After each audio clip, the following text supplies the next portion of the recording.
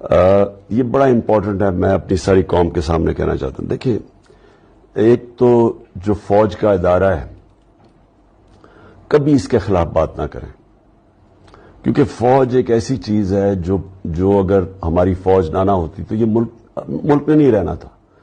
عمران خان سے زیادہ اس ملک کو ضرورت پاکستانی فوج کی ہے، اور ہمیں ہمیشہ اس ادارے کو اس کی مضبوطی کے لیے ہمیں بات کرنی چاہیے. اور ہمارے جو دشمن ہیں وہ مسلسل اس کو اٹیک کرتے ہیں، بلکہ یہ دونوں جو prime minister, ex prime minister اور پریزیڈنٹ، وہ زرداری اور نواز شریف، ان دونوں نے اپنی فوج کو انڈرمائن کرنے کی کوشش کی ہے. یہ جب گورنمنٹ میں بھی تھے انہوں نے انڈرمائن کیا اس کو. انہوں نے گورنمنٹ میں رہتے ہوئے وہ ڈان لیگز کیا تھی، ڈان لیگز وہ ہندوستان کے ساتھ کہہ رہے تھے کہ جی ہماری فوج کی وجہ سے ہم دوستی نہیں ہو رہی.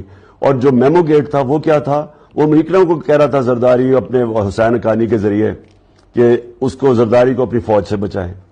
یہ وہ لوگ ہیں.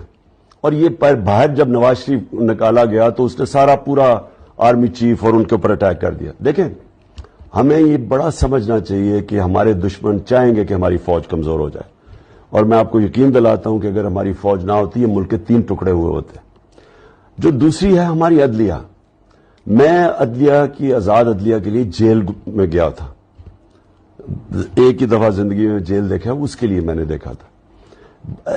یہ ملک، جو میں رول آف لا کی بات کرتا ہوں، جب تک اس ملک میں ہمارا عدالتی نظام مضبوط نہیں ہوتا اور یہ طاقتور کو قانون کے نیچے نہیں لے کے آتا تو یہ ہمارا ملک کا جو پوٹینشیل بہت یوٹیوب پر گوگلی ٹی وی دیکھنے کے لیے youtube.com کی سرچ بار میں گوگلی ٹی وی ٹائپ کریں.